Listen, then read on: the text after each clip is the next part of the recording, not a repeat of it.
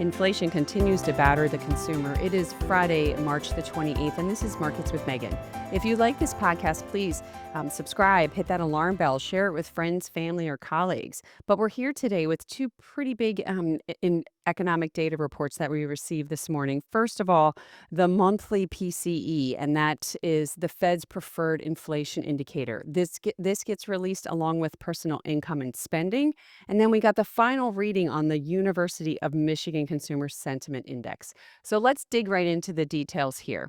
First of all, from an income perspective, it was a pretty big increase, 0.8% after 0.9% last month.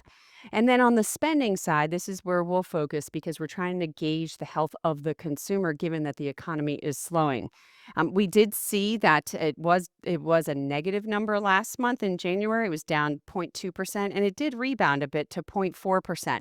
But the primary cause of that rebound was due to durable goods. And I think that some of that may have to do with consumers, buying ahead of the anticipated tariffs, specifically around the automotive side of the market. If you look at the service side, which is where we spend the majority of our money, that actually dropped for the first time in 3 years. Now let's look at the core PCE. This is the inflation reading, and this is what the Fed's looking at.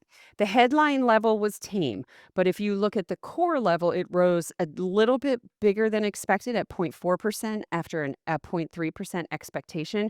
And on a year over year level, this is now rising 2.8%, and that's up from 2.6% in January. So it's going in the wrong direction for the Federal Reserve. When you look at where some of these price index increases came from, it was in other services. So still the service side and primarily on the legal expenses as well as repairing household appliances and furnishings.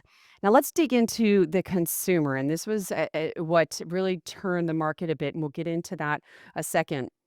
First of all, the sentiment indicator. This is the final reading. So we get an initial reading in the first couple of weeks of March, and then we get the final reading at the end of the month. The final reading came in lower than the first reading. It was the lowest since November of 2022.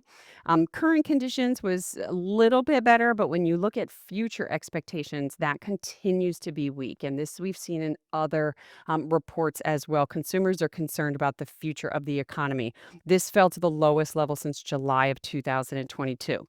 But this is the big thing when you look at inflation in expectations. So if consumer inflation expectations are going higher, that means they may spend in advance of the expectation for inflation. And unfortunately, that just fuels this vicious circle of inflation.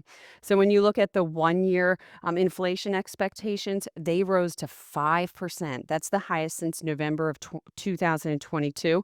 And that's up from just 2.8% to start this year. So almost a double increase in just the first quarter of this year. When you look at 5 to 10-year expectations, these tend to be more tame. They take out some of this near-term noise.